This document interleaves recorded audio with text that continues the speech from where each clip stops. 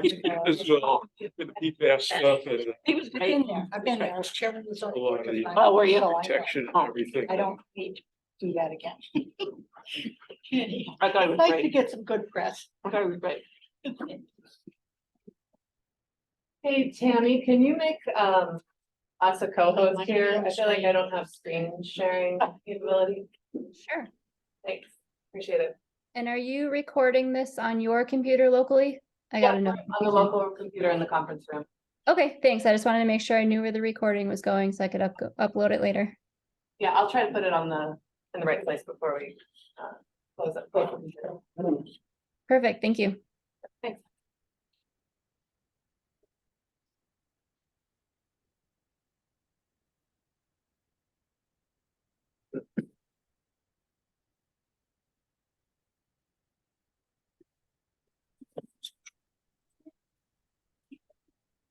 Jackie Bernard's. Found everything in Manchester. You know, You know, yeah, our ZBA is quite busy and some of the, we're looking at what our regulations take some of the effort off of them. and- Yes, that whole sign regulation. Yes. So Yeah. really, yeah, a perennial. I thought that the CBA was allowed to make their own decisions. I know, that's what We are, because everyone has to come see us with their sign.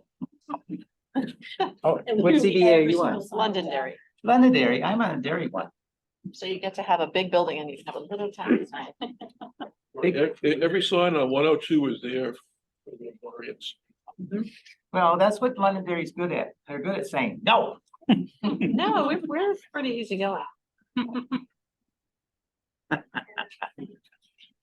Oh, Piggery, the most expensive housing development in town, sure, go right ahead. No, just kidding. When was that?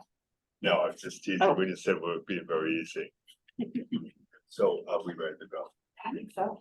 Okay, ladies and gentlemen, thank you so much for turning out. Let's call this meeting of the MPO to order. Sylvia is otherwise involved with the case of COVID and is at home. So Cam is going to be doing the roll call and I'll ask for an approval of minutes from July 25th. Is there an approval or motion to approve the minutes of July 25th? Mr. Chairman, this was not a really a meeting thing, because it was. Not a quorum. Did I say minutes? Excuse me, minutes of July 25th, sorry. And how about the minutes of June 27th also? They were, I know on the for the planning commission, not the MPO.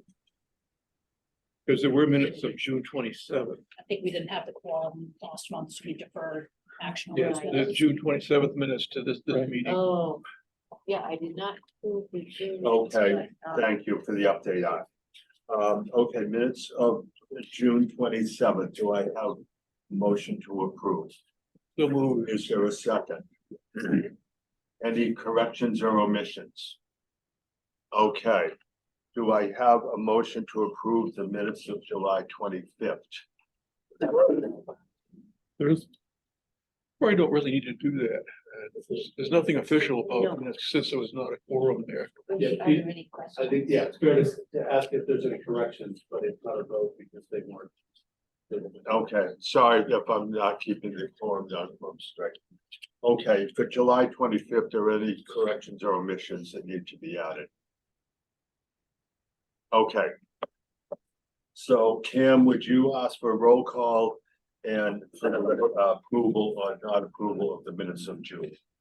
Yes, so please bear with me a minute, kind of go through the list. I know that some people are in here, but just in case I miss anyone. So from Auburn, I have Paula, present, and Jeff Porter. Let's see Jeff on. Bedford, Charlie Fairman. Charlie, Bill Jean. Dan Heath, Present, abstain. Brian Lord, I'm present, abstain. Danielle. Danielle on the Zoom. All right, from Candy, we have Rudy Cartier on Zoom. Present, yes. We have Andrew from Chester, Andrew Paddock in the room. Deb is here, yes. We can I have on the I'll ask that after. And Dana from Chester. Did you miss me? Did I miss me? Not yet, Deb, I'm coming to you. It's hard to hear you, Cam. Okay. I'll stand. From Deerfield, we have Fred McGarry on Zoom. Deb, can I get your for the minutes, or what was the date of the minutes? The June minutes. Approval. There we have Jeff Marlton, Here and yes. Don O'Connor. Richard Tripp, Here and here, or yes and yes. right from Francistown, we have Alfred Eisenberg. Linda Kuhnhart, Yes, here. Sorry.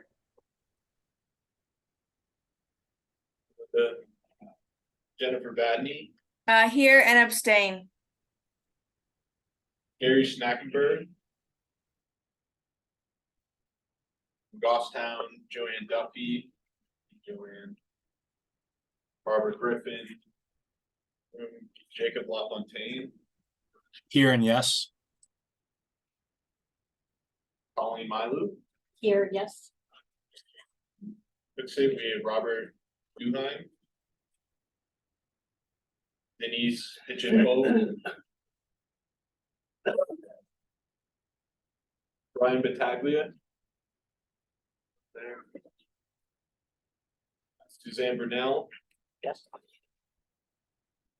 Deb Levens. Present and yes.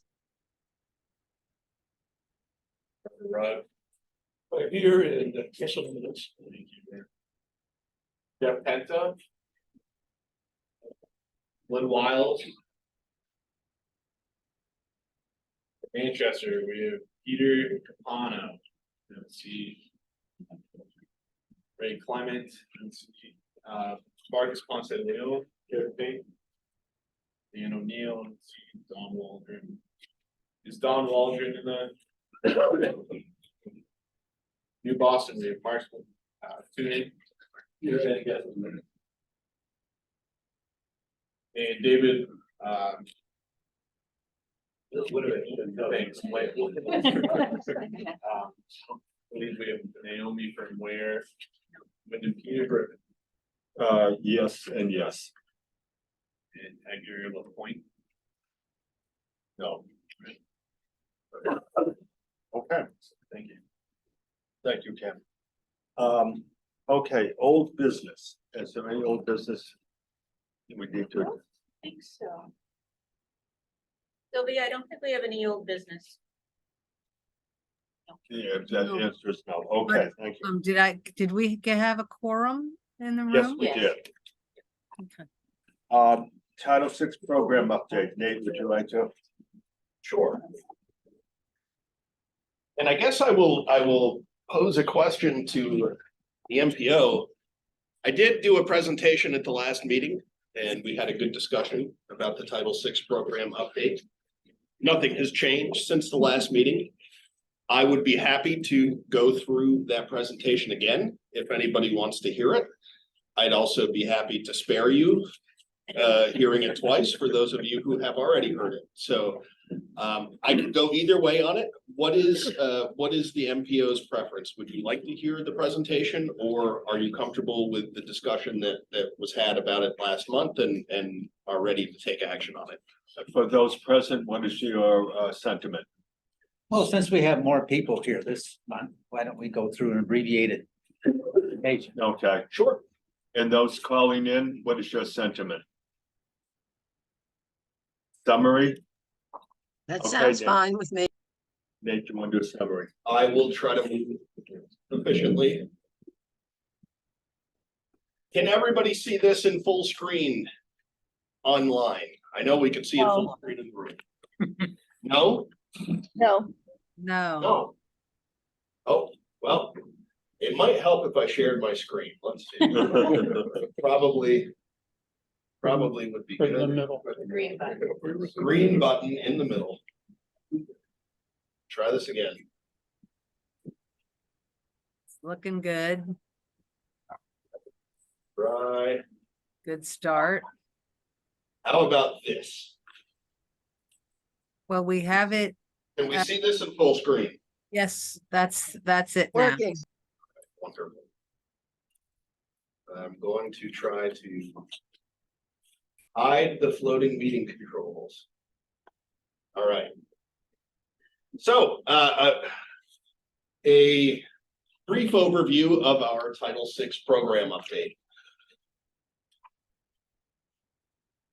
So what is our Title VI program? It is a federal requirement under Title VI of the Civil Rights Act of 1964.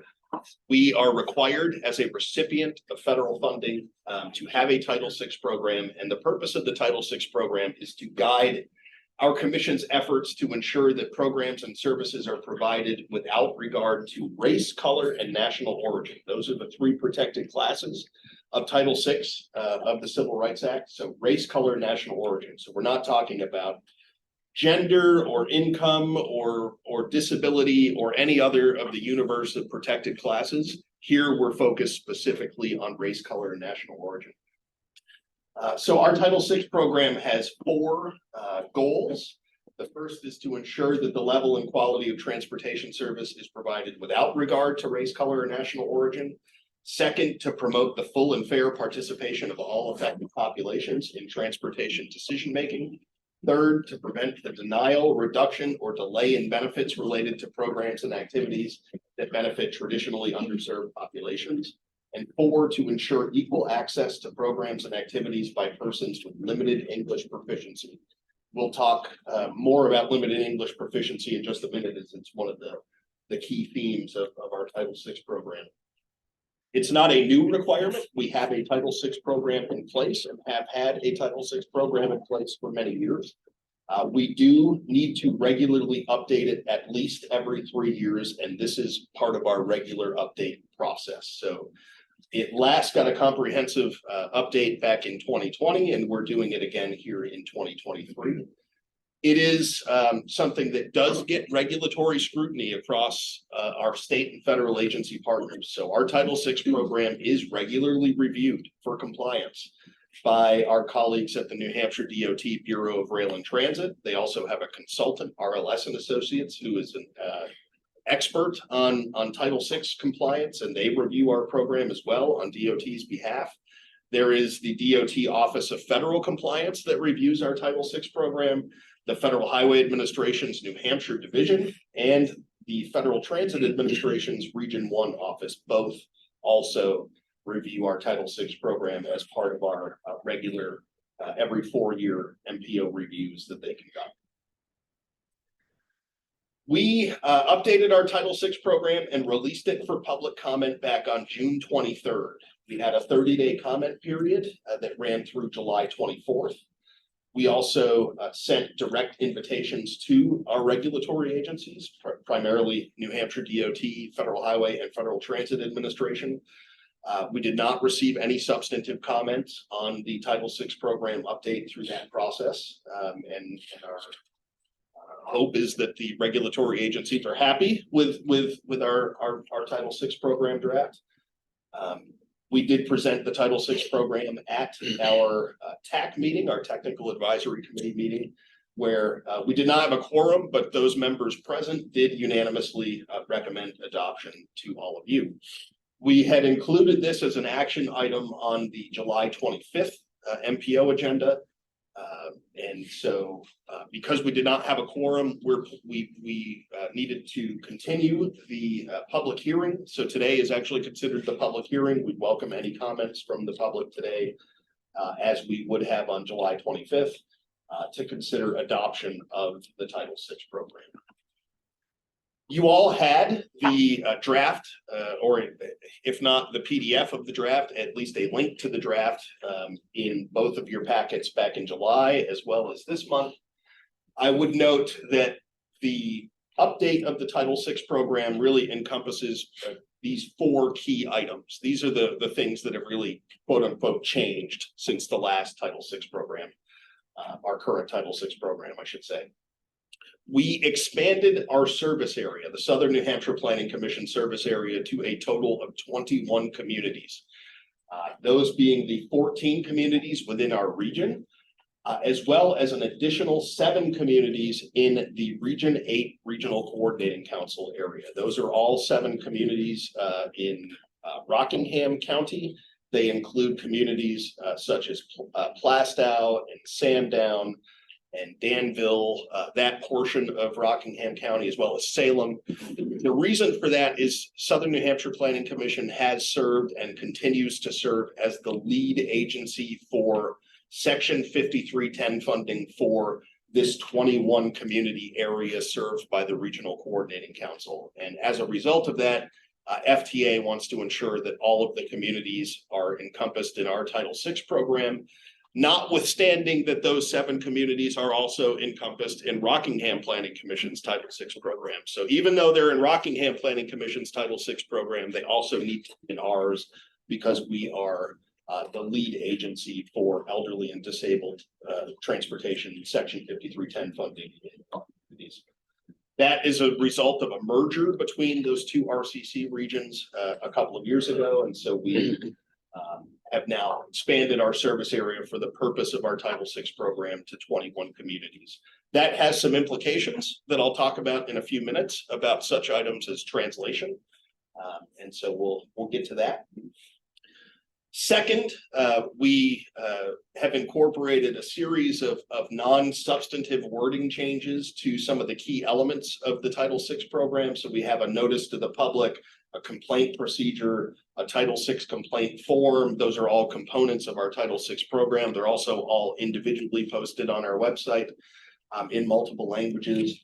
Occasionally, based on federal guidance and federal templates, a word changes here or there, some things we needed to make sure that we're consistent with the most current federal guidance and templates from our colleagues at New Hampshire DOT. So nothing there has changed in any substantive way. We're just making sure that that all of that reflects the recommended templates from our regulatory agencies. Third, we incorporated the public participation goals and strategies from our recently adopted public participation plan. You'll remember a few months ago, we adopted an updated public participation plan. We wanted to make sure that the goals and strategies of that plan were appropriately reflected in our Title VI program, and so we've done that. And then fourth, and perhaps most notably, we updated the regional demographic data and language assistance plan based on the most current available data that we have on language use, which is the 5-year estimates for the 2021 U.S. Census American Community Survey. That's the basis of our language action plan and our safe harbor calculations, which I'll talk about in a moment. Here are just a couple of brief snapshots. You can see these in the plan in more detail. As we look at minority population, minority residents comprise 14.4% of that 21 community SNHPC service area. Most concentration of minority populations exists within the city of Manchester, and so that average of 14.4% across the service area is exceeded in 24 census tracts within the city of Manchester. So you can see within that map that Manchester has significant concentrations of minority populations. And then with limited English proficiency, LEP residents, and I'll talk about what limited English proficiency means in just a moment, comprise 3.9% of the population of that 21 town SNHPC service area. And that average is exceeded in 21 census tracts in the city of Manchester. So again, the city of Manchester is the concentration area for people that have limited English proficiency. There's a census tract in Derry as well that is notable in the southern portion of the town of Derry, or I should say the western portion of the town of Derry. But overall, 3.9% of the population of that 21 town service area has limited English proficiency. What is limited English proficiency? It has a statutory definition. It is defined as, quote, individuals who do not speak English as their primary language and who have a limited ability to read, speak, write, or understand English. So 3.9% of our 21 town service area has limited English proficiency.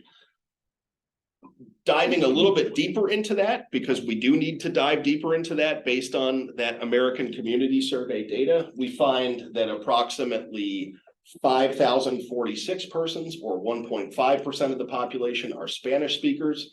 1,628 persons, or 0.5% of the population, are French speakers. 874 persons, or 3.3% of the population, are Russian, Polish, or other Slavic speakers, and then 855, or 0.3% of the population, are Vietnamese speakers. So, and it goes on. We detail many languages in the data table within the Title VI program. These happen to be the most prominent of the languages in our region. Why is this important? Because federal guidance identifies a threshold. That threshold is 1,000 individuals, or 5% of the population, eligible to be served, falling within a specific language group as being what's called a safe harbor threshold. For population groups above this safe harbor threshold, vital documents need to be provided in translation. In our current Title VI program, it is only Spanish that exceeds safe harbor for our region. But now, within this expanded 21 community service area, we actually exceed that safe harbor threshold for both Spanish and French, because they're over 1,000 persons. So one of the most significant results of this Title VI program update is that we are now going to need to translate those vital documents into both Spanish and French. What will we be translating into Spanish and French? I don't know how those popped back up randomly, but we define what our vital documents are. And so those are our Title VI notice to the public. You can find that on our website. You can also find it posted in English, Spanish, and French on the bulletin board outside this room, as our SNHPC office is a public statement. Our Title VI complaint form is a vital document translated into all 3 languages. Our Title VI brochure, and then any public hearing or public comment notice for a metropolitan transportation planning product. This Title VI program is a product of our metropolitan transportation planning program. As a result, when we put out the public notice and publish it on our website and within our various channels, we publish excuse me, an English, a Spanish, and a French version of the public notice. So if you went onto our website right now and looked up our Title VI program and the notice of comment period for it, you'll see all 3 languages for public notices. And then beyond that, full documents or any other documents requested from the public, we would translate into Spanish or French or any other language that we received a request for. It's very rare that we would get a request. In my now going into my 8th year here at Southern New Hampshire Planning Commission, I have never received a request for a translation. But we have proactively, as a result of our last Title VI program, been translating those key documents into Spanish, and moving forward, we will into Spanish and French. But again, if any other languages came up or were requested, we would provide those translations as well.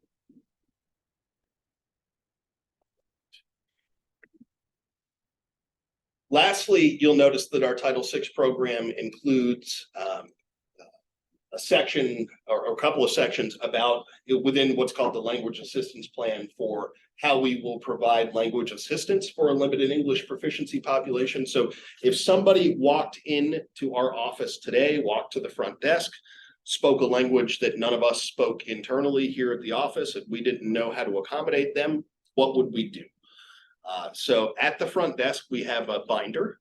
It is called an I Speak binder. It is it's basically a series of pages that say, I speak this language, but it's many, many lines and translations into dozens of different languages. And the person would be able to look at that binder and point to what language they speak.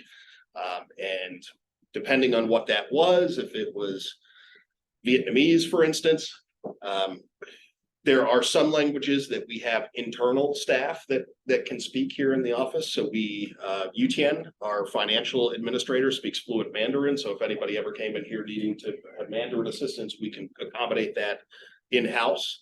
But if somebody spoke a language that we don't have in-house, we have the ability to call a language translation service by telephone. Language Bank and Language Line are the two most significant ones. So we would call Language Bank or Language Line and say, we need to be able to communicate with somebody in our office who's needing assistance in Vietnamese. They would put a Vietnamese translator on the line, and then that person would be able to communicate with that member of the group and then inform us what assistance they need.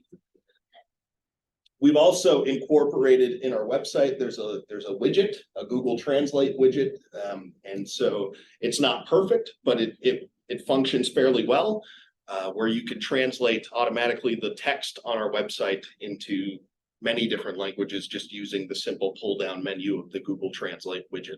And so that should help people who speak other languages at least effectively navigate the website and figure out where things that they're looking for might be located on the website. And then lastly, as a continuing education item, we've done this in the past and will continue to do so. Our staff will be encouraged to review the LEP related training videos that are posted on the lep.gov website. And those have good tips and tricks and lessons for best practices for working with and accommodating the needs of the LEP population. So we've got that specifically identified as a strategy in our Title VI program update. With that, it's about noon. I try to get through that as quickly as possible in the name of time, but I'm happy to answer any questions that we didn't already cover last month or yeah, Richard. So I assume that the website has been updated and is just waiting for our vote for the changes to be posted? The website, you mean the Google Translate item on the? No, whatever changes are a result of the. We've posted this as a draft Title VI program update but it's not a final document. We'll finalize it upon the approval of the MPO and then post it accordingly. I guess it's only posted as a draft at this point. Okay. I guess the other question I had is there appears to be a number of documents. Are there any places where these documents are available other than here? Which documents are you? Well, you spoke about other documents during your presentation. So I don't know what the other documents are. So typically are they available in libraries and stuff? Our office and our website are the two places. Are the only places? Okay. Generally, I mean, that's not to say that our assumption is those are the places people would come to look if they have an issue or need assistance from the Southern New Hampshire Planning Commission. Well, that's the answer I kind of wanted. Any additional questions from anyone else in the room? I've got some questions. Yes, please go right ahead. So as far as the fiscal data for LEP, how recent was that collected? It's ACS data. Zach can probably speak to the details. It's a 2021 5-year estimate, so it'd be how encompassing the years between 2021 and 2018 or 17. Can't remember that. There will be an update, but it's not going to be out until December. Yeah, because I think there are a couple of African languages that probably should be on there. There's an explosion of Brazilian population. 27 mentioned recently also. Okay. It's a problem like Portuguese. Unfortunately, they don't break down Portuguese as a separate language within it. Because they, you know, we don't get into a lot of them. They're like, it's like other Indo-European language, which is a huge category. It encompasses thousands of languages. And so we're actually above that level, but we have no. Spanish a European language. But that's broken out separately. You can tell that certain ones have been broken out, I'm guessing because certain congressional representatives asked the Census Bureau to do it. So for a lot of those languages, we just, you know, we might be above that threshold, but we have no idea if we actually are. What we could do is we always have the ability to conduct a survey of those populations and see if one particular, because that it is lumped into this category with what 24 or so languages of the other Indo-European languages. We could conduct a survey of residents of the region and see if there's one particular language within that grouping that sticks out, and then you know, accommodate that accordingly. We haven't had any Portuguese translation requests to my knowledge, but yes, that is one way that we could try to address that is to do a proactive survey to see if there's any one of those languages like Portuguese that sticks out as a particular priority in the region. Okay, and then last question, why is it that it's only encouraged that staff read up and look at the videos for these things and not mandatory? Yeah, I mean, it is, we will do it as a staff, as a training item. It's something that we are voluntarily saying that we will do as a training item for our staff. Nobody is making us do that. Sure. It's one of the items that we've identified just because those videos have been helpful to us in the past as a way of training, but.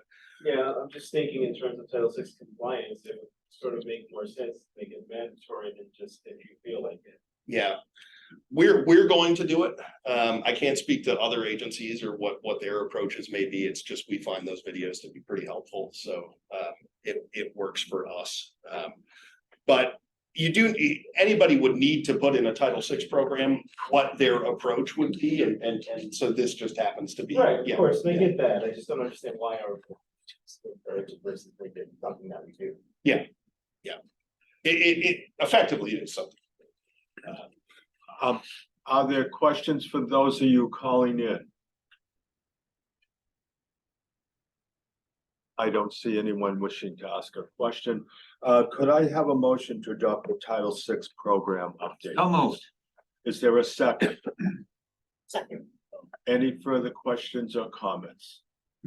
Just to note, the table on page 3 updated because instead of July 25th, now it's Yes. 22nd.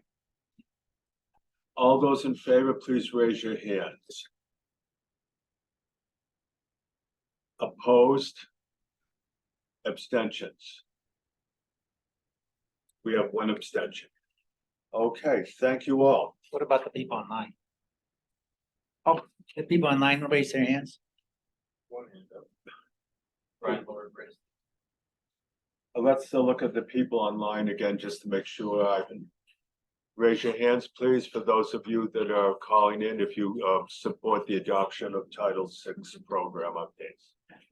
Yes, yes, I think it is overwhelmingly in the positive. Okay. Thank you all. The next item, which will be for to also adopt the plan, is Tammy will be talking about Southern New Hampshire Planning Commission Region Electric Vehicle Infrastructure Development Plan. Good afternoon, everybody. Can you see my screen? Yes. Oops. Why do not full screen? Okay, let me try that again.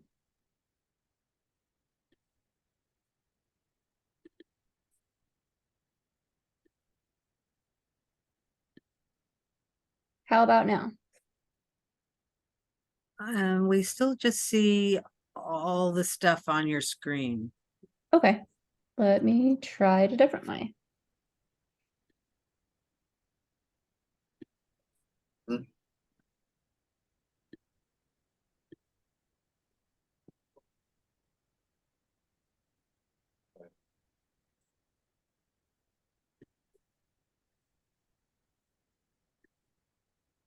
Okay, how about now? There you go. That did it, Tammy. All right, thank you. Sorry, bear with me. I'm still getting over a little head cold, so I might be a little out of it.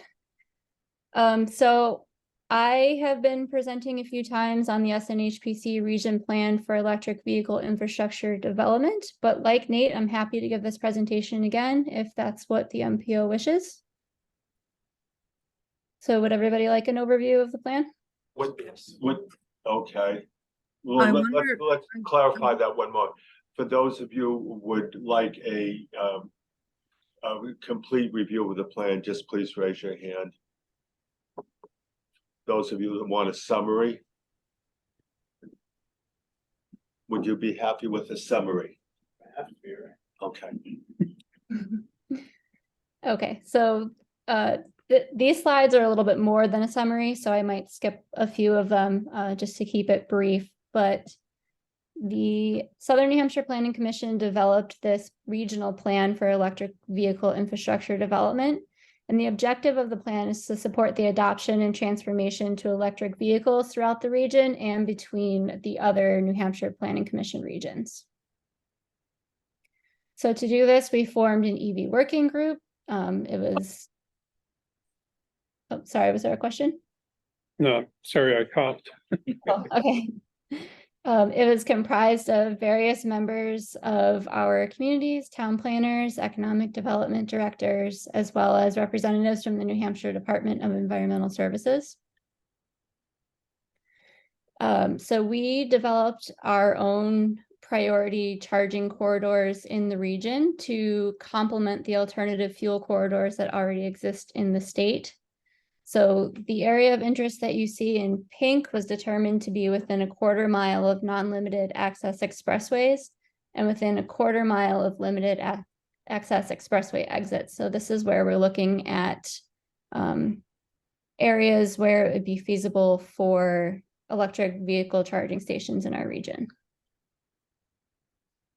And just to recap, it's always helpful to remember a fast charger will charge your car in 20 to 30 minutes, and a level 2 charger will charge your car in about 5 to 6 hours. So those are things to take into consideration when you're looking to put in a fast charger at a business or a level 2 charger at perhaps like a workplace or a park and ride or somewhere where people would be spending more time. So we looked at over 100 sites together, and we reviewed all of the criteria with local municipal staff. There were 60 potential DC fast charging and or level 2 charging sites that ended up being selected. So for each town, we put together a list of sites that we thought would be feasible.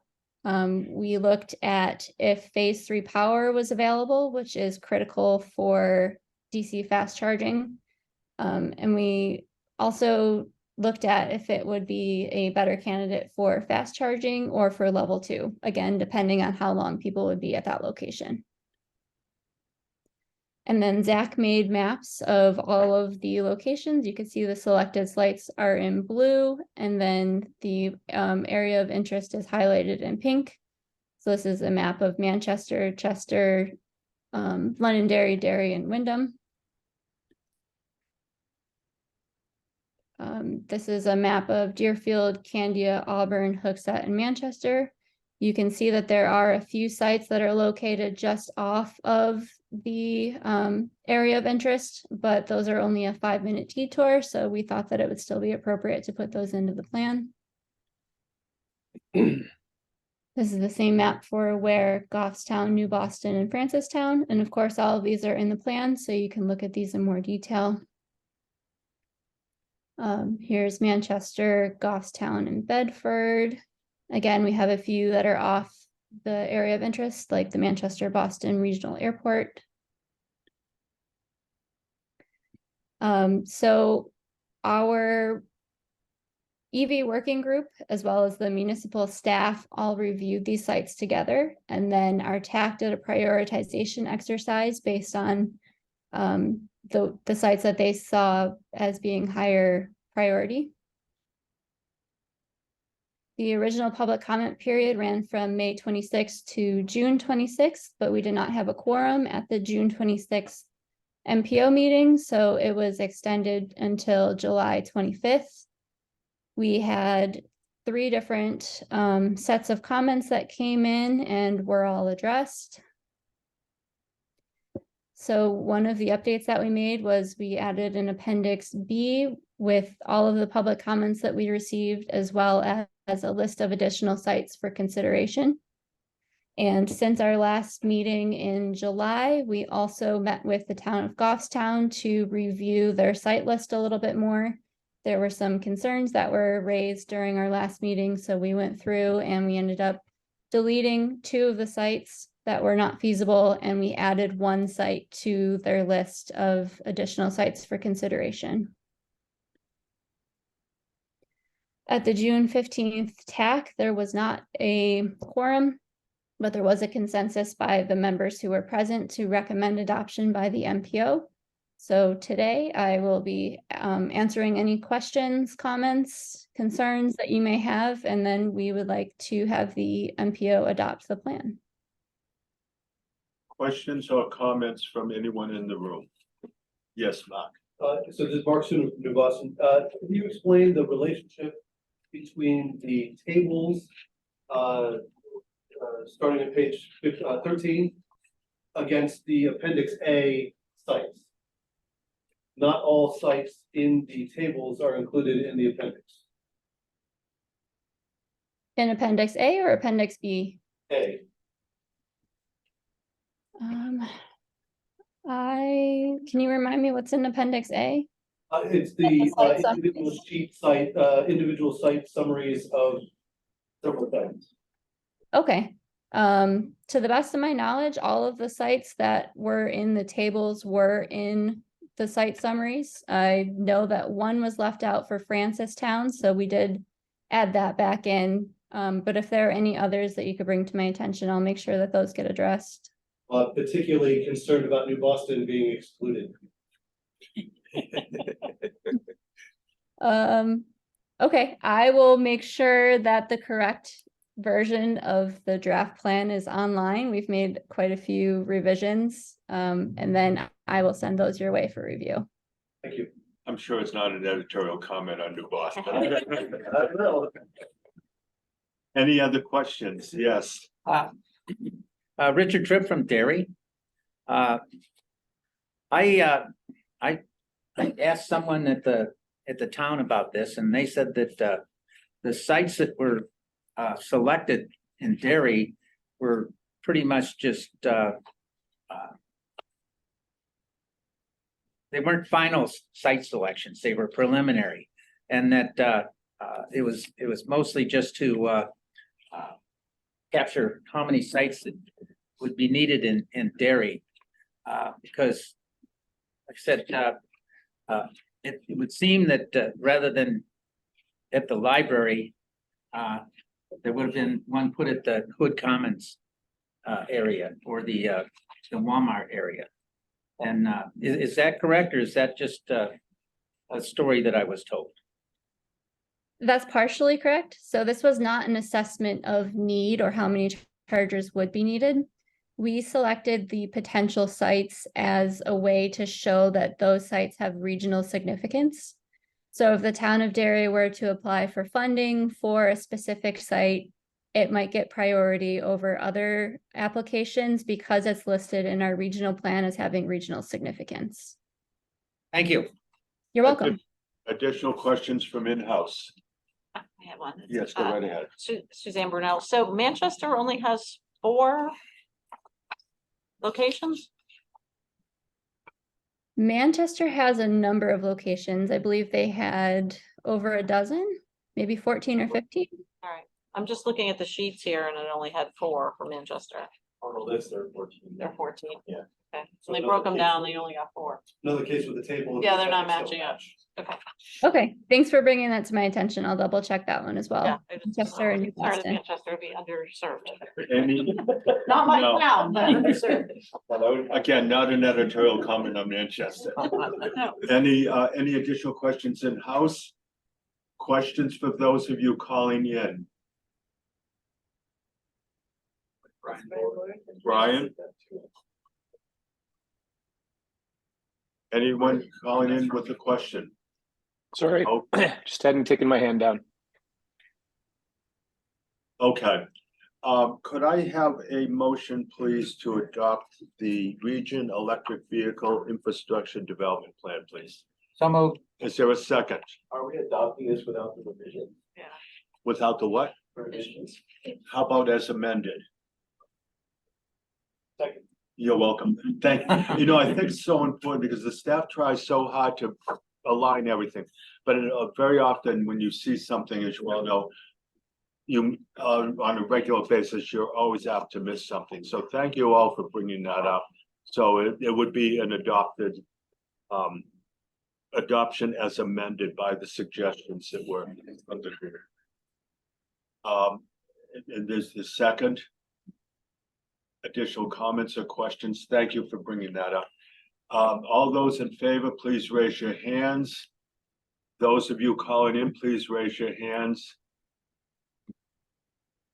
if you're in favor of it.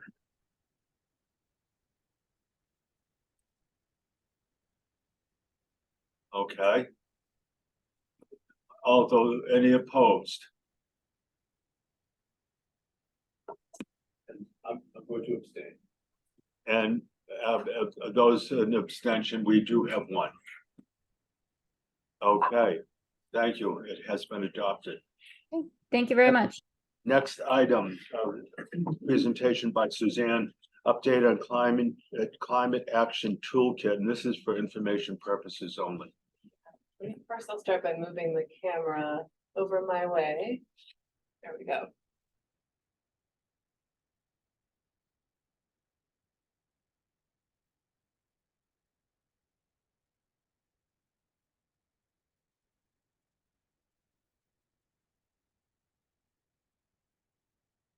Full screen. Okay, can folks at home see the title slide full screen? Yes. Yes. Excellent. Okay. Good afternoon, everybody. I'm happy to present an information only presentation for you. We've had a couple of big votes today. So this is just a chance for me to fill you in on where we are with our climate planning work. And the last time I think I presented to this group might have even been in April. Before the floods, yeah. It was before the flood, right? Right. It's really hit home even further in just this past season. So obviously there's a need. And I'm really excited to be working on it with you all. What I want to do is tell you about the status of the current draft and then talk about our timeline for release. I will also have a few different areas where I might say, hey, we could use some input here if you have some insights to share. I think it's really good to kind of put this out there to let you know we're thinking about it too. I know it's on all of your minds. And also hold our feet to the fire to get this done and hopefully adopted before the end of the year. So in terms of the table of contents, there are 4 chapters, and I'm going to be giving you a very high-level overview of some of the content you'll find in each of these 4 chapters. I made a cute little star input welcome. There's certain areas where I do believe that there's especially folks who are in MPO who might have or know somebody in your community who would have special insights on a particular topic. So I'll call attention to a few of those. And if you think of it today, great. If not, think of it next week, you can also email me and I'd love to get in touch. In terms of the introduction, we really drive home, why this toolkit is so important. I go through a list of all of the different inputs that are really going into this work. Let me just try to move this down a little bit. Hopefully it will just go away. There's a lot of different work that is kind of is preceding this toolkit. We have the 2020 vulnerability assessment. We have an extensive resource review, and also a lot of phone calls and conversations with other RPCs who've been doing this work for quite some time. Folks on the seacoast have been thinking about sea level rise for over a decade, right? So we wanted to really tap into the other resources we already have in New Hampshire. We are highlighting a lot of stakeholder insights and things we gleaned from the fantastic workshop in Derry back in April. And we're also starting to do a lot of technical analysis thinking at the corridor scale. So moving beyond a specific stream crossing and kind of zooming out so that we can really impact our regional planning efforts. Chapter 1, I call this temperature check, state of the region. This is basically doing a very concise overview of climate data that other people have done very rigorous work on. So you all have probably seen many presentations from UNH and from others highlighting just where we are and kind of like how dire the situation is in terms of increasing temperatures and how that results in the atmosphere holding more water, and that can lead to much higher levels of extreme precipitation events. So I try to kind of dive into that really quickly and also talk about what are those impacts on our region, right? We're seeing much greater frequency of very heavy rainfall events. This has a higher risk of flooding for our communities. Infrastructure vulnerability is of top concern, and that's part of the reason why we're focused on this roadway adaptation toolkit. I have a image that might resonate for some folks in this room, but this is a screenshot from a report from Chester. This was just a few weeks ago, right, Andrew? Right, so like a beaver dam washed out during a major storm and Lane Road had a complete like chasm in the middle of it. So this is very real and impacting people's day-to-day lives right now. With that note in mind, if anybody else has a great image or a horror story you want to share to help paint the picture, I would welcome those, because I think that that's really important for driving the point home of why this work is so important. So if you have any similar stories from your community, please do share them my way. Chapter 2 is our technical analysis piece. And so this is where, Zach's expertise really comes into play, and he and I are working together to make the analysis as clear and easy to navigate as possible. So there's 4 major parts to this. Number 1, we want to clarify, well, what is our framework for our analysis? And, just to kind of not bite off more than we can chew, we are limiting the analysis to just roads that are eligible for federal aid for now, right? We needed to kind of create a manageable body of data to work with. The other thing we did was actually update the stream crossing prioritization list that you might be familiar with from 2020 from the Regional Vulnerability Assessment for a variety of reasons. Number 1, there's been some projects and improvements, so certain things fell off the list. Number 2, we recognize that, with a fresh set of eyes coming back 2 years later, there were ways we could clarify and streamline the scoring process. So for example, we noticed that certain indicators may have been double counted, right? If something got points for being on the FEMA flood zone list and got points for being a flood hazard and a hazard mitigation plan, you're counting it twice for the same concern. So we wanted to do a little bit of cleanup on that front.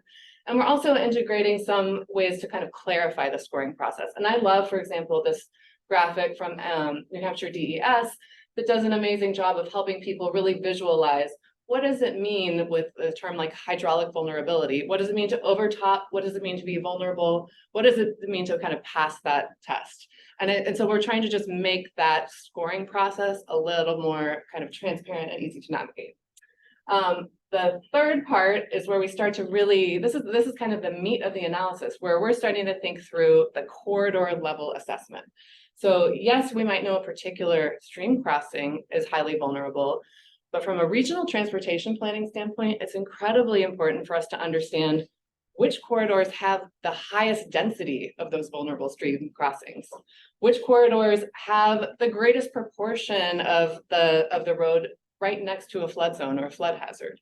Or similarly, while steep slopes are not as much of a concern in our community, in our region, as it is in other parts of the state, it is really important to know where steep slopes are an issue along corridors, because in a flood incident, those areas are particularly dangerous.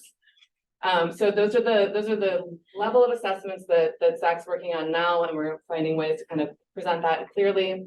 And then what we want to be able to do ultimately is find a way to synthesize and put this all together and visualize this effectively. So this is kind of in active progress right now, and we'll look forward to kind of sharing some of that draft content very soon. Chapter 3 is the menu of strategies. And so this might kind of you might remember this from my April presentation, because post-workshop we talked about, here are the strategies that people gave us feedback on and some insights we gleaned from the regional workshop. We retained the 5 themes I presented last time. So design and engineering, environmental approaches, operations and maintenance, outreach and collaboration, and data planning and policy. So there's 5 sections in this chapter. And for each of these, we have a few different components. There's a little bit of an introduction describing what we mean. And then, of course, there's the sample strategies that we vetted at the workshop. So each section will have those. We also have project examples, and this is another area where input is very welcome. So I think that with the project examples, one of the things we're looking for is some excellent photography. I think a picture conveys 1,000 words, and then, you know, this is a beautiful example from the Nature Conservancy. It happens to be from Essex County, New York. But they do a great, I love a before and after, right? That really helps people understand what the potential opportunities are. So if you all have any ideas in mind from your community about a roadway adaptation project that might help paint a picture, well, definitely let me know. And then finally, the other thing that I think is really crucial for this publication is I have so much expertise we can draw upon, and so many people in our communities that are already working on this topic. So I want to pepper this chapter with some great practitioner insights. And we had such an amazing workshop, so many fantastic speakers, so many amazing participants kind of offering ideas from their own day-to-day work. And so I do want to include quotes from that. I think it's nice to have it be like a kind of a shared collaborative effort as we put this together and really recognize all of the great work that's already happening. So I will reach out, if Josias is watching, I will reach out to her to get her confirmation for this quote. Anybody who will be quoted, I'm going to reach out and make sure that it's okay the way it's phrased. So that's one kind of piece of refinement. And then a tear sheet or something that's a nice takeaway for this chapter. I want to have like a nice 2 to 3 page kind of checklist, something that you could pull out as a tool, pass around, share with folks in your community, just to give them an idea of these are the type of strategies that we might want to consider. You know, part of the reason why this is a menu is that there's, you know, no two communities have the same context or dealing with the exact same issue. So we want to provide an option that you can kind of scan a checklist and see what's most important to you. So I like having like a tear sheet or takeaway, and that will be part of this chapter as well. And then the last chapter is where we really dig into some of the nitty-gritty practicalities and talk about adaptation and action. Andrew and Zach and I and other folks from his team, but we actually had a fantastic sit down with the police chief, the fire chief, the supervisor of roads, and we pulled some of the technical analysis that Zach had been working on. We looked at the maps together. We identified from their experience what are the flood priority areas in our community, and what are some of the kind of key concerns and approaches that we might use to address these. And that conversation was really amazing and really, I think, Andrew, I feel like it really drove home how important it is for us to zoom out our lens and think really strategically about federal aid roads, but also the local roads that are impacting those federal aid roads. So I think that it was a fantastic conversation. And I think this case study is a really important part of it. We also, other pieces of kind of adaptation and action that I really want to dig in further on is thinking about asset life cycle and cost considerations. And from an abstract standpoint, it's easy for us to say, hey, you know, we think if you start today by thinking about and prioritizing roadway adaptation strategies, by thinking about upgrading roads and culverts to be more resilient, that in the long run, it will save you money rather than waiting for a catastrophe to like wash out the road that you have to be responsive to. But I'm curious if anybody in the room has actually been in a situation where you had to do the math or make the case that this upgraded culvert is actually going to be a cost saver in the long run. If anybody has an example like that, I think that the more we can drive home a concrete example, the more impactful it will be. We can change names to protect the innocent. We can, you know, we can do round numbers, whatever it takes. But I do think if there is any insight on that front, I would love that to be an important part of this adaptation and action piece. And then we finally conclude with like really a discussion of implications for future planning. For us in SNHPC, this really has meaning for our work. It means it can make a difference in the type of projects that people bring to the table when it comes to creating the MTP or when it comes to prioritizing projects. Additionally, this toolkit is going to be kind of a launching point for us to then start working on a resilience improvement plan. And for those of you who are familiar with federal PROTECT funding, that's a huge, huge trough of funds that can help support implementation of resiliency projects. And resiliency improvement plan will really help us become eligible for accessing implementation funds. So that's the next step, and I think this toolkit and this kind of common ground we all have will help us move into that next phase of the resilience improvement planning. The other thing I just wanted to highlight is that looking statewide and beyond, if you all are familiar with it, there's something called the Climate Pollution Reduction Grant. This is another tranche of federal funds that is supporting climate action plans. And the state is currently positioned to be taking that on in the coming months. Additionally, portions of our region have been asked to participate in a climate action planning effort that's being led by MAPC, the Metropolitan Area Planning Council. Okay, this is for the greater Boston area, and it's actually encompassing many municipalities in Massachusetts, as well as some in New Hampshire and Rhode Island.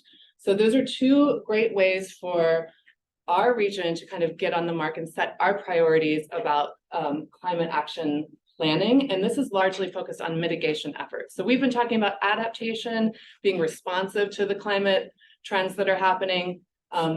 Well, as we turn towards mitigation through this climate action planning work, we're going to be talking more about reducing greenhouse gases and making the case that like we have steps we can take to build a more resilient region on a lot of different fronts. So all of that's coming down the line.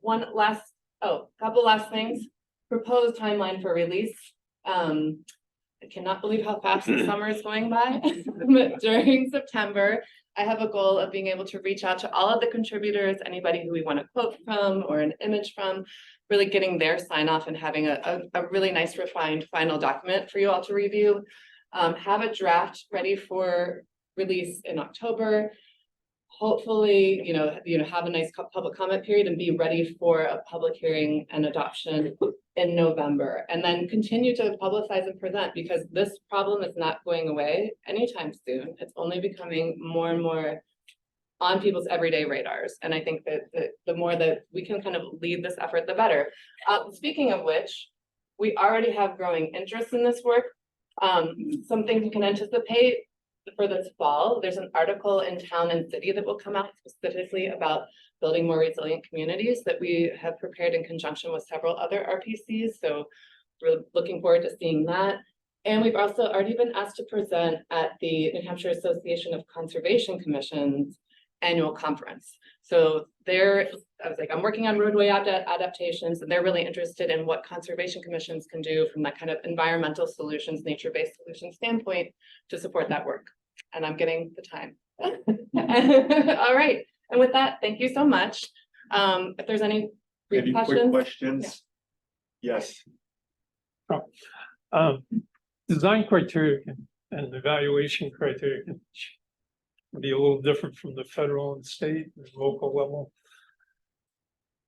I've seen bridges in New Hampshire designed to the 50-year flood level, and where FEMA's pushing the 100-year.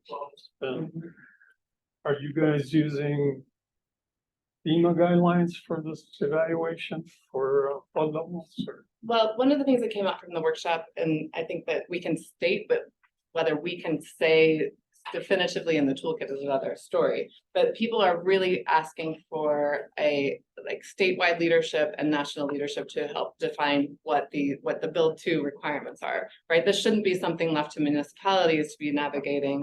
So I think we can make the case that we will continue to kind of collaborate and voice, opportunities to raise design standards for everybody in a uniform way. But in terms of what it goes in our toolkit, I'm not sure how much influence that will have. Basically will determine your priorities. Yeah. And if someone's using a different. Well, as we get it, so level, right? Let's save this for our future selves when we're doing the resilience improvement plan, and then we'll really hash out how to prioritize accordingly. Go right ahead. You. Oh, Richard Tripp from Derry. Two questions. First one is the draft online someplace?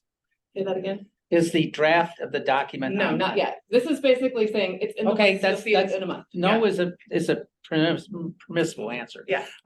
The other question I have is, I used to be on the Conservation Commission, and as such, a lot of our conservation areas had beaver dams in them. Yes. And like about beaver dams, they retain a lot of water. And I'm just wondering, is part of your climate action plan something to monitor, potential disasters, because like Lane Road, it had like 3 culverts going through it. And it would have been acceptable, except you've got like 30 acre feet of water, you know, released in 0 seconds. Right. You know, and it like, I believe that the road was fine until it crest over the road. And I've got a beaver pond behind me, and it's the same thing. And I think it was 2005 when we had all the rain, which was before climate action. The water came up almost to the road, because when the dam breached, there was a lot of debris that came down and clogged the culvert. You know, do you consider things like that when you're talking about, Yeah. Okay. Yeah, that's definitely part of the toolkit. We're talking about environmental issues, operational issues that might address beaver activity. Andrew and his team and we talked extensively about this. So definitely on our radar.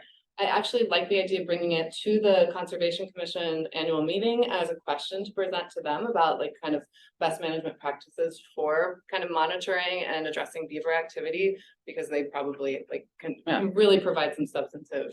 Because insight on that we front. got one conservation area where they put an earthen dam in with a spillway, and that was fine because it recreated the original beaver dam. But then the beaver, of course, came in and clogged Had other ideas. the spillway. Yeah.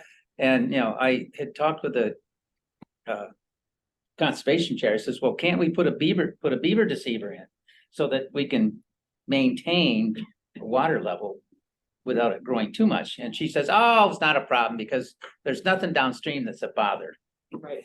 You know, and what's happened, I talked to the public works guy, and he said, well, yes, the dam has breached, but not significantly. Yeah. Okay, Gotcha. thank you, Richard. Any other quick, yes, go right ahead. I'm on the Chester Conservation Commission, so we had a lot of conversations about the Lane Road issue. Yes. And I guess you know what the method that is the overriding thing is that towns need to have funding stockpiled in order to deal with urgent things, and the fact that they had to do a patch on that road versus a full design and make it optimal for what the situation was is, you know, it's something to learn from that, you know, they put larger culverts in, but maybe it would have been better to have a, you know, box culvert with a, you know, wildlife corridor through the roadway or something. Yeah. So I'm wondering though, it sounds like there's a lot of interest to continue this conversation. I know Suzanne would be happy to stay afterwards, but we're now about 10-15 minutes over our time.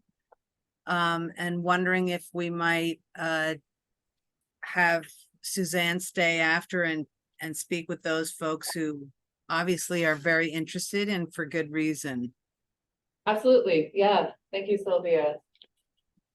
Okay. Thanks for timekeeping. We'll stay Thank after. you, Yeah. Suzanne. We still have one more item on the MPO. It's Week Without Driving presented by Tammy. Can everybody see my screen? Oh, Adam is joining. Yes. Okay, perfect. So I'm going to give you a quick overview of the Week Without Driving, which takes place October 2nd through the 8th. The Week Without Driving is different than Bike to Work Week, Commute Smart, and other events that celebrate active transportation. In 2021, the Disability Mobility Initiative launched the Week Without Driving to challenge our leaders and decision makers to better understand the barriers that non-drivers experience in accessing our communities. 31 out of every 100 residents in the United States lack a driver's license, and mobility in the United States is centered around being able to drive. So that means that people who cannot drive are likely to face exclusion from work, social activities, education, and community inclusion. So as planners and commissioners, the decisions that we all make around transportation projects are really impactful on the way that people live their lives. So I'm formally inviting each and every one of you to participate in the Week Without Driving Challenge so that we can learn about the barriers that non-drivers face together. The challenge rules are really simple. Participants can get around however they want, but they cannot drive themselves. This applies to all of our activities, so you can ask someone else to drive you, or you can pay for rides, but note how much this costs you, both financially or in favors. Throughout the week, I'll be sending email prompts with opportunities for reflection, so you can respond and share your stories with my emails, or you can share your experience with the hashtag Week Without Driving on social media. This is an example of some of the quotes that were from the elected officials in Washington state when they started their challenge. I hope to put together something similar for the state of New Hampshire with some of our elected officials, policymakers, and I'd like to see some of your faces up here as well, with your permission, of course. So the New Hampshire Challenge organizing team, which I am leading, will debrief and share our lessons learned in late October.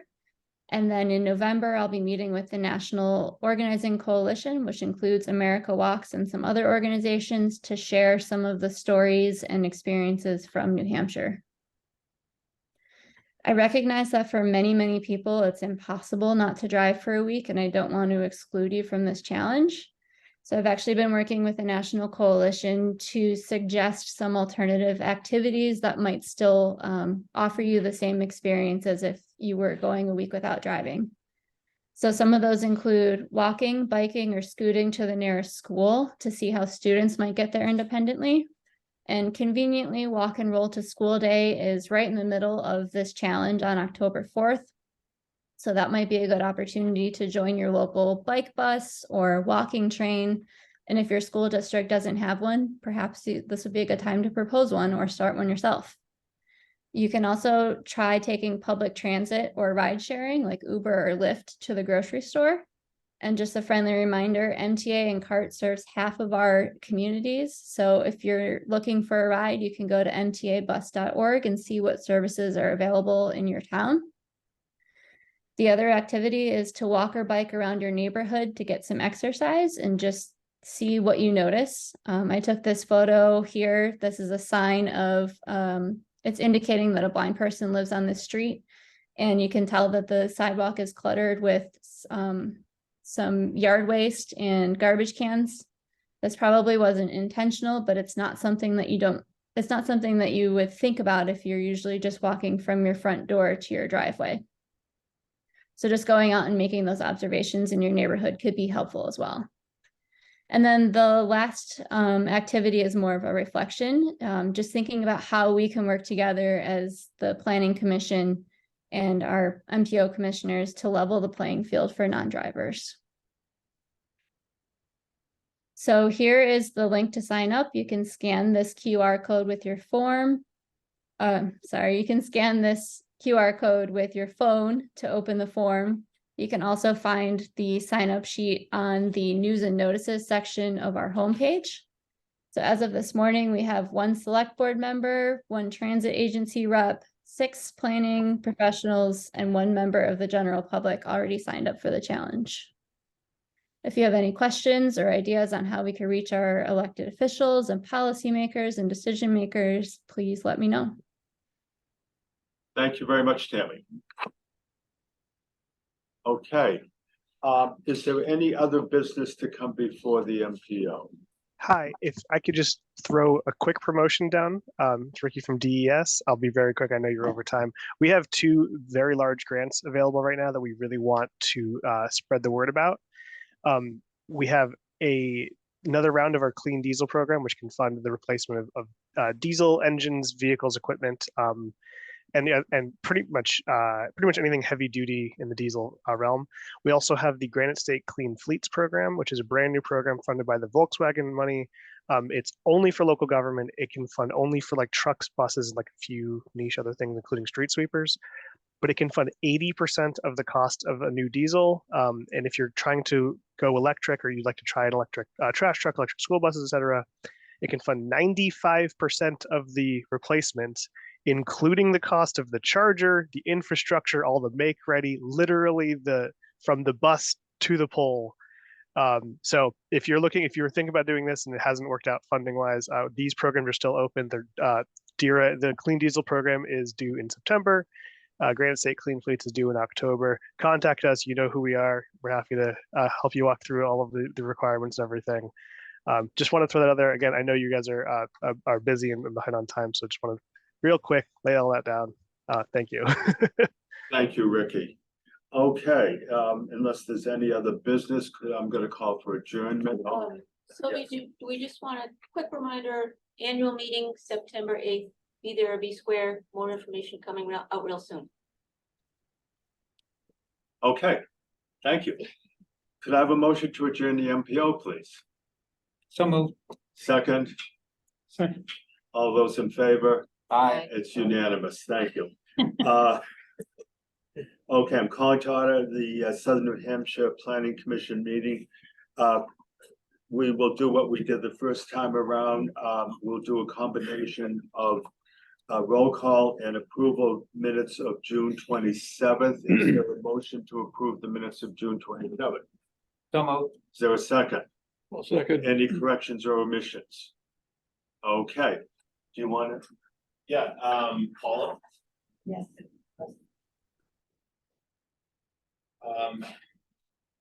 Dan Heath from Bedford. I believe he's left. Brian Lord, is he still with us? Present. Sorry about that. I couldn't find the mute button. What, Dan, Heath, what about the minutes? Abstain. Thank you. Brian Lord, is he still with us? Rudy Cartier? Got it. Yes, here, and I'm staying. Deb. Yes. Jeff Mullen, Here and yes. Richard Tripp, Here and yes. Alfred Eisenberg, Here and abstain. Jennifer Badney, Here and abstain. Jacob LaFontaine, Here and yes. Colleen Bayou, Here and yes. Zane Brunel, Yep, here and yes. Deb Levens, Present and yes. Arthur Rugg, I'm here and yes on the minutes. Mark Ponce de Leon, Here, yes. Don Waldron, Here and yes. Mark Shunen, here and yes. You just signing something. Hmm? Are you just Peter signing Griffin. something? Here and yes. Yeah, communication. Okay, thank you all. New business, we're going to have a presentation by Meghan Theriault, PE Public Works Director of Gilford, New Hampshire, on the Styrofoam recycling program. It will be for information purposes only. If I can just add, we're really lucky to have Meghan here today. I happened to see Meghan's presentation with the executive directors meeting of all the regional planning commissions. And you may not think that it's too exciting to recycle styrofoam, but I was on the edge of my seat the whole time and I found it quite exhilarating. And I think Meghan's work is unique. And some of you may know Meghan from her time in Goffstown. But we're all excited as we continue our sustainability theme. And I'm so glad you're here, Meghan. Thank you. Good afternoon. All right, let me share my screen and I will get right to this. Okay. Sorry. Let me move this over here. Do you see that presentation in full? Yes. Perfect. Okay. So thanks for having me chatting about our foam recycling program.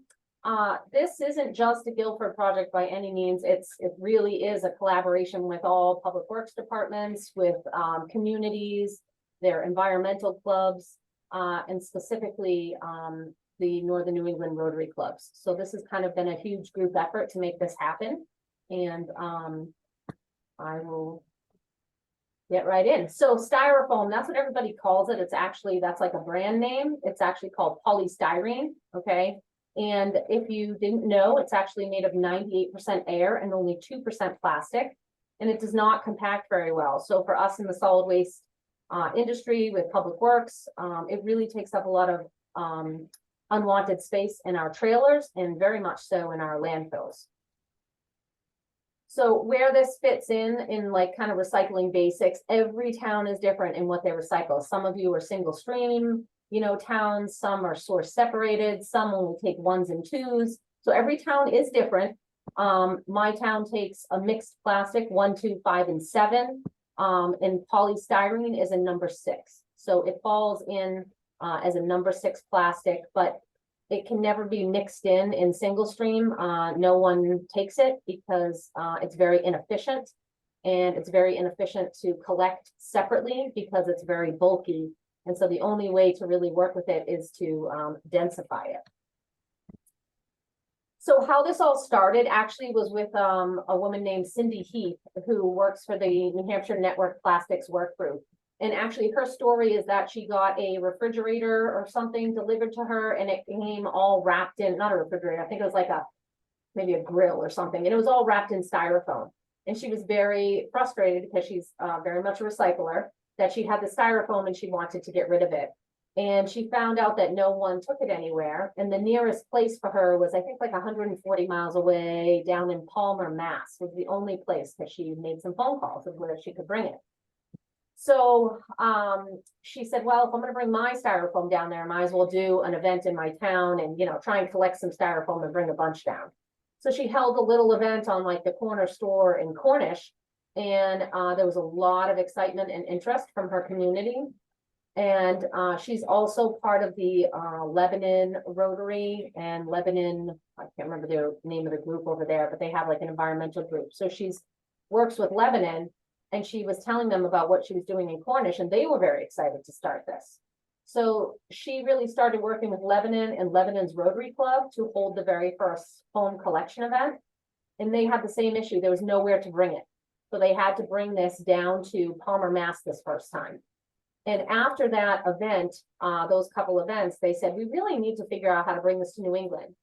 So they did their research and found out about a company called Foam Cycle out of New Jersey that has a unit that you can see here, this tan unit that densifies foam.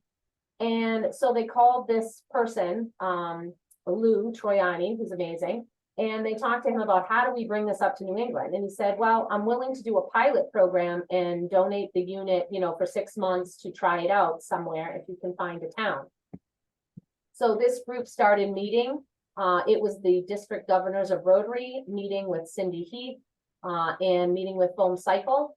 And they put a request out for any communities who were interested. And that's how I heard about it, through NRRA.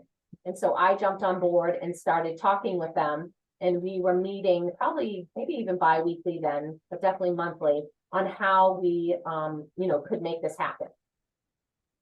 So we talked about, okay, why do we want to bring this here? We talked about this first. So obviously the goal is to reduce foam waste in landfills. As I said, we're all familiar about it unless we've been hiding under a rock. We are running out of landfill space very quickly. And styrofoam is extremely space wasting. And so we need to get this out of the landfills. For municipalities, even that burn their trash like we do, we go to an incinerator. You still would be saving money on your disposal and hauling costs because it's taking up space in your trailers. So there is a benefit to communities, either whether they go to a landfill or an incinerator. A benefit to a community like Gilford, who decides to become a hub, which we'll talk about, is we could generate revenue through the recycling of this material that we'll talk about. And then obviously an overall big picture goal is just to reduce the plastic pollution that we're seeing out in the environment and to get people to recognize styrofoam and polystyrene as a recyclable material and not trash. So we talked about how this would work. And it's called like a hub and spoke concept. And the idea is that you would have several hubs throughout northern New England that would be the densifier location. And then the spoke sites would be all the communities that participate. I'm going to talk about how they would participate shortly. So we currently have 2 hub locations. We have ours in Gilford, and then there is also one in Linden, Vermont, which is part of the Northeast Kingdom Waste Management District. So they accept styrofoam and they have a densifier, but only in the communities that are part of their waste management district. Our facility is open to the general public. I had it permitted through New Hampshire DES, and we have an unlimited service area, so we can accept from anywhere. So how do you become a spoke site? So we stepped up and we decided to become the hub site, and Lou Troiani brought us the unit a year ago. And what we talked about in these meetings moving forward is, okay, if Gilford is going to be the hub, how do we get people to sign up as, spoke sites? And so there are 3 major ways that a community can become a spoke site. And this, like I said, is through, we'll talk about through volunteers, through the DPWs and things like that. There's different ways. So the first thing is holding a collection event. So a community can choose to just hold an annual event or a quarterly event. So Lebanon right now is doing a quarterly event. And what they do is they either get donations of trailers, or they rent a U-Haul unit, and they accept donations at their event. And that money typically goes toward any U-Hauls that they need. And they have an event and they collect from the entire community, and it's really open to the public when they hold their event. They said people were coming from about 50 miles bringing them foam. And they bring us, 2 to 3 trailer loads full of foam quarterly when they hold these events. So the flexibility, you can do this once a year or once a month if you wanted. But it does require a large volunteer effort. You need a bunch of people to kind of sit there and make sure people are bringing you the correct kind of foam. It's a great way to build in the community, to, collaborate between either town environmental committees or just really passionate residents in town, the DPW, so kind of everybody can come together and help hold this type of event. And then this material would be brought to us here in Gilford. So another way to become a collection site or a spoke is through bins. So I have 2 bins like this located in my DPW parking lot. I also have them at my solid waste center. The ones in the DPW parking lot are available to the general public 24/7. So a town could put these bins in a location where surrounding communities could drop off to them. And then what you do is you work with either volunteers, Rotary clubs, again, DPW, whoever you can get, to transport these large bags to Gilford. So some communities do this on a weekly basis. They have people who are just coming through our town, so they just bring a bag weekly. We have some small communities that literally just bring us, a car full of foam once a week, and that's fine. Or you can get, some people bring a pickup truck, and I think it's Tamworth. They're bringing, a pickup truck maybe every other week with a couple bags, or maybe they're coming once a month. So there's different ways, to transport it. But the point is, a community could choose to purchase these bins. They're about $3,000 each. They could work through a grant, through the town budget, through, donations, and they could purchase these bins and place them in a location that could be, monitored and emptied out as needed to bring them to our location. One of the negatives, like I said, you need to monitor this. And 2, you could get contaminated items in it. For instance, if you put something like this in a local Walmart, I would tell you it would probably get very contaminated. But when you put it in a place like a DPW parking lot, people who want to participate in the program are going out of their way to get to this location to do things right. So we have very little contamination that we're seeing right now. A third way to become a spoke is actually through just collection bags. So bags that we just talked about. What you can do is, if you don't have the money to buy the bin, a community can just buy some bags. So we have 100 bags that we can loan out for different events. So if you're having a collection event, we can loan you 30 bags. If your community, like I said, like Tamworth, and you want to bring us 5 every other week, we can loan you 5 bags. So we have the ability to loan out these large bags if you need them. They're very inexpensive. They can be purchased right on Amazon. They come in all different sizes, from kind of 1 cubic yard to the large size. That's the 1.8. They're completely reusable. They're like maybe almost like a Tyvek material, something like that. And so you can kind of collect in these bags. So some communities like Molten Borough up here in the top corner, they are collecting right at their, recycling center. And they package it into the bags and they drive it down to us once a week on a trailer. So their DPW is doing all of the collecting and all the sorting. This gentleman in the blue shirt, I believe, is in the Plymouth Rotary Club, and he's assisting the town of Tamworth. I believe they're also going to be assisting, maybe it's Hanover, as well. So they're kind of working with, some local communities to them, to help them kind of collect and bring their foam down. These ladies over here are from Tamworth. This lady right here, she is very passionate. They're a small, kind of environmental group, and they literally bring their stuff down to us just in a car usually. But they bring it down whenever they can. So this is very flexible. Again, you can do it in a very minimal way or a bigger way. You just need to be able to get it to us. That is what we need, because we don't have the ability to come pick it up. But it allows you to bring it in small or large amounts. The last idea is something the Rotary clubs are talking about doing. And this could be done anywhere, is that somebody could get a grant or raise the funds and purchase like a trailer like this, or a box truck. And really you could drive this around to communities and hold, a daily event. Just be like, hey, we're showing up to collect foam this day. There's a limited volume. So if you get a big group coming, you might fill this up. You'd be surprised. But this is a potential idea. It's a little more expensive, obviously, because you need to buy a truck or a trailer. But it's something the district governors of Rotary Club are interested in doing for like kind of a long-term big picture. And it's a way to share this among multiple communities. So everybody wants to know, what are we collecting over here? So color does not matter. We take any color styrofoam. So we can take food service foam, which is great. So that is your egg cartons, your meat trays, everything like that. Your styrofoam coffee cups, these clamshell containers. So anything that snaps generally. So like if it can snap, we usually take it. Ideally, you're looking for the number 6 in the recycle symbol on the item, but that doesn't always happen, okay? So if it's a snappable type of styrofoam, you can bring it to us and most likely we will take it.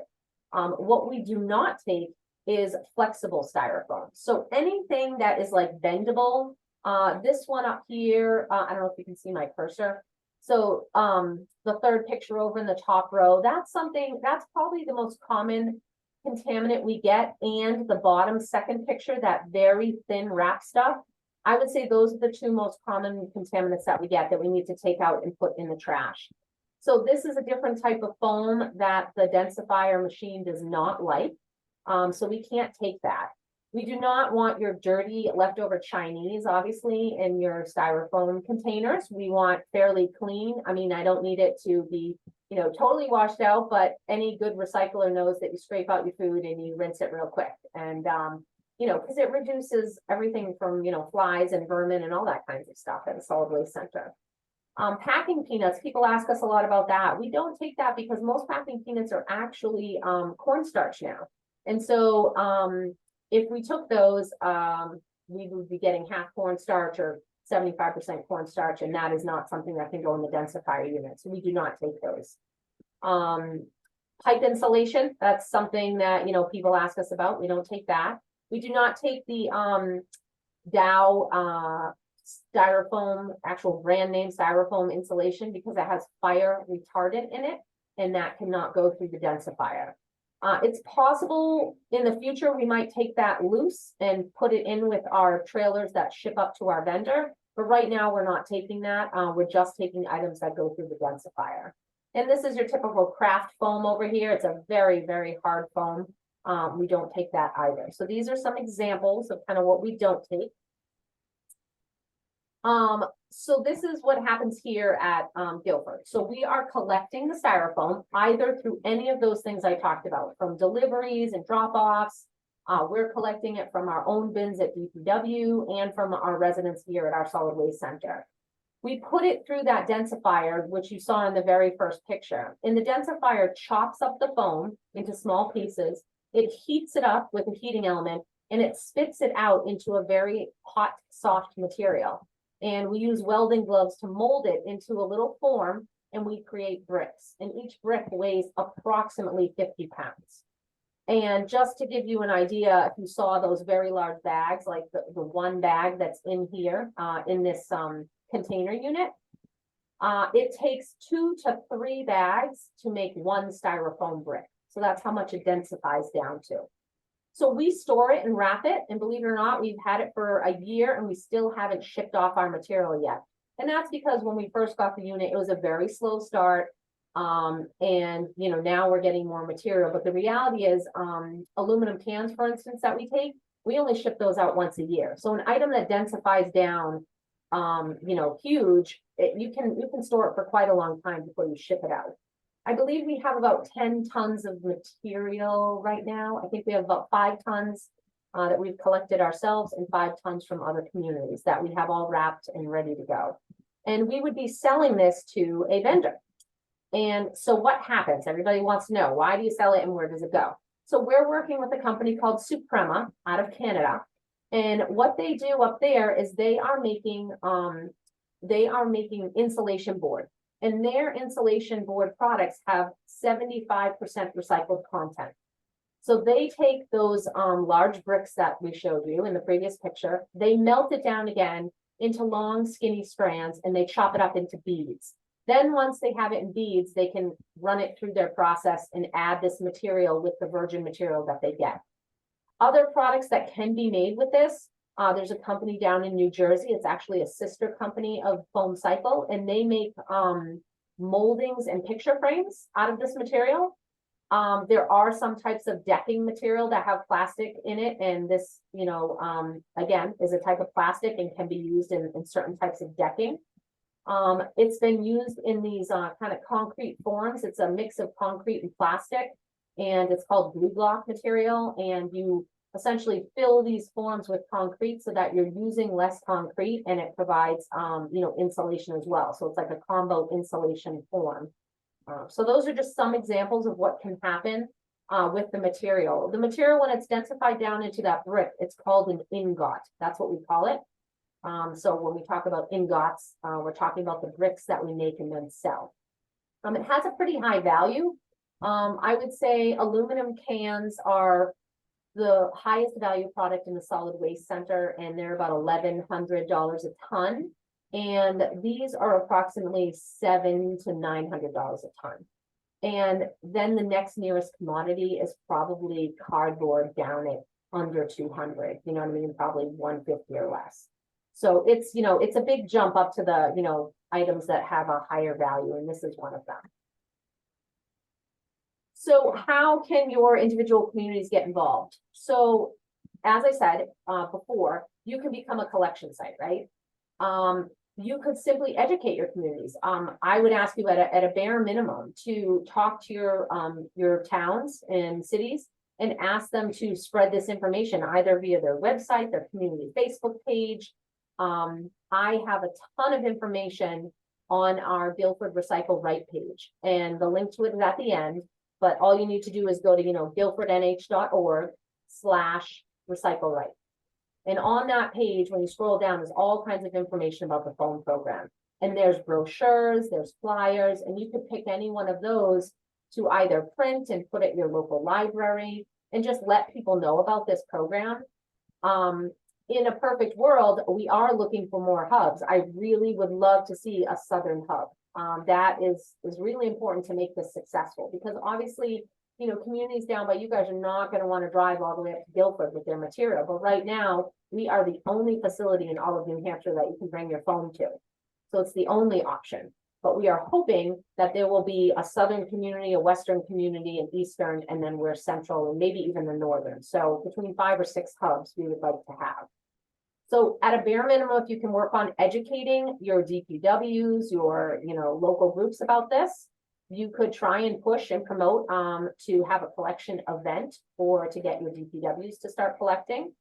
You could talk to your local Rotary clubs about offering to transport foam back up to this area, if you want to start collecting down by you. And then the last way is funding. You could work with communities to encourage them if they want to have those like collector bins, let's say. You could let them know, that they're about $3,000 and see if they want to budget for that and get one of those in their community and start, collecting foam. So there's numerous ways that communities can get involved. We understand that not every community is going to be able to just jump up and become a hub. The unit is, I paid about, $80,000 for the entire unit, and that is the container it's in and the densifier. And so let me see, it's on my next slide. Yeah, there you go. So this is my process last year. As I said, we started meeting with that group. We called it the Foam Action Group. I was doing my research. I worked with my local Rotary clubs. I went to my board of selectmen. I got approval, and I filed for an FRC grant application. That's the Foam Recycling Coalition.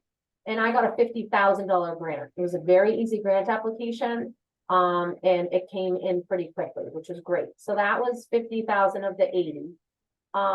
So I've been actively working on more grants, over the last year. I have a grant I'm hoping to hear from this month through the Northern Borders Regional Commission, I think it's called. So I am hoping to hear from that. That's a $30,000 grant. And that would help us pay off the unit. I also have received 2 smaller grants from the New Hampshire Charitable Foundation for $5,000 and $2,000. So all of this money is going to go toward paying off the unit first, and then it would go toward potentially buying more bags for communities, or even buying the collector bins is what I would love to do if I received enough grant funds.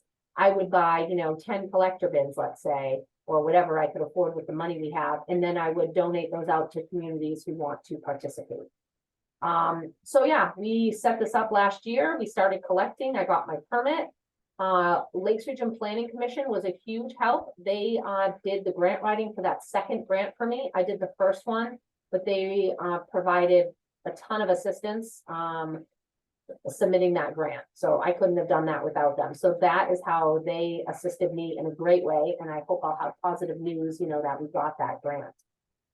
So we are continuing to kind of do this outreach like I'm doing here. I've probably presented at least 10 times, probably, to just different committees and groups, and just trying to spread the word about this program, that it exists, that you can participate in it. It's open to the public, but that we also need communities to step up in the other regions throughout New Hampshire to be able to grow this program. So this is just a quick snapshot of the last 12 months of data. So we have collected about 740 cubic yards of foam out of our waste stream in Gilford, and that is the equivalent of 18 40-yard containers. So just to kind of give you an idea of, how many containers we have collected. And those are loose containers, okay? So the money over here that I say hauling savings, I'm probably saving at least 1 haul a month, which is about $5,000, in savings from not transporting all of that, material from what we typically are hauling out. So we have about that kind of savings because we're running heavier trucks out to the landfills, or not to landfill, to the incinerator. So we have saved about $5,000 in our hauling costs, which has been great.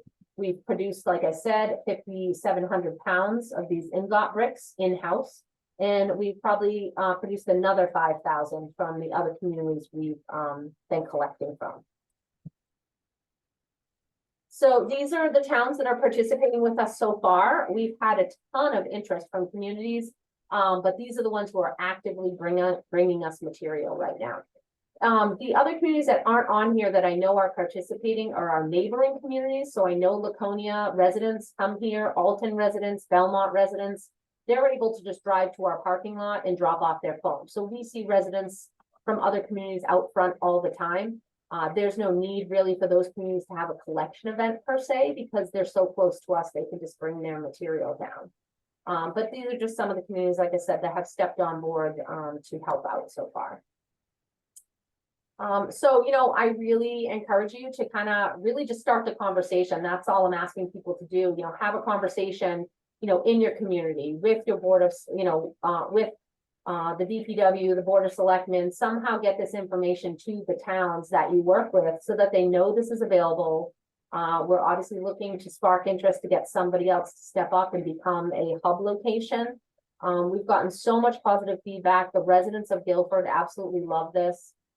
They're really excited that we offer this, and we're being a tourist town, you know, we do get a lot of out-of-staters in the summer, and they are thrilled with this as well, and said, you know, they wish they saw this at their, you know, facilities in Mass and Rhode Island and Connecticut. So we get a ton of positive feedback on this. Hi, Megan. This is Peter Griffin. I'm the chairman. Good. We I are was just done. about to say we have to conclude. Your presentation is tremendous, but we're running out of time. I am done. So this is the website that I told you about right here, guilfordnh.org/recycle-right. This is what the unit looks like right here. You can just buy the unit, not the entire container if you want as a community, but we have the entire setup at our facility. So that's all I have. That's terrific. Sylvia, do you have any comments? Just thank you, Megan, for getting through that. I know that lots of people are saying, I saw Deb's chat, this is fantastic and really appreciate your time. I hope everyone goes back to their Conservation Commission members or their Rotaries, because I didn't realize Rotaries were so involved, and sort of start becoming maybe a satellite site or a spoke site, if that's the right. Yeah. Any other business? Linda did mention that our annual meeting is on September 8th. We're still, that's at the Dairy Field. We have our 4 panelists for that. It continues our whole topic of sustainability. And so please make sure, I think Linda's going to be sending out emails here pretty quick on what people want for food and that kind of thing. Yeah, and also we're looking for, tomorrow's the deadline for nominations for the Clausen and Tethers Awards. Clausen is volunteers in the community. Tethers is professionals in the community that have gone above and beyond as far as regional planning and cooperation. Thank you. Okay, public comments? Any commissioner insights? And if anyone has questions for Megan, you can always reach me and I'll send them to Megan. Megan also had her email on that, on the presentation, which we will have up pretty shortly. Okay. Motion to adjourn. So moved. Second.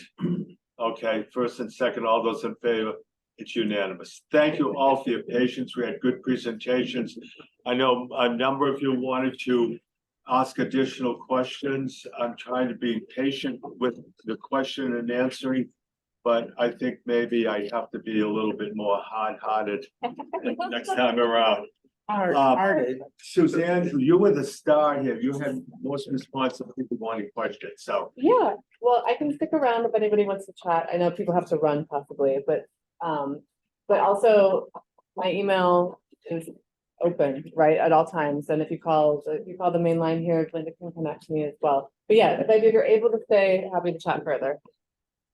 I have one comment, but Nate, for you, you're usually like 3 and 4 presentations a meeting. Were you going into withdrawal over there? I am, Or yeah. savoring the moment? I needed to. But no, Suzanne, just a couple of things. Yes, please, let me get my pen so I can jot down some. I'm gonna stop recording. Oh yeah, I'll stop recording. Unless there's anybody online who wants to stay online and talk. Suzanne will be hanging out. If there's anyone else that wants to ask questions about the climate action tool and beaver dams and culverts and all sorts of things. There's there's not, I think people might just be still online, so I'm gonna go ahead and hang up. How hard is it? Okay. Okay, Alfred, Nice, clean. unless you're intentionally staying online, I'm gonna go ahaad and stop the meeting. See you next time. And this, everything is already great.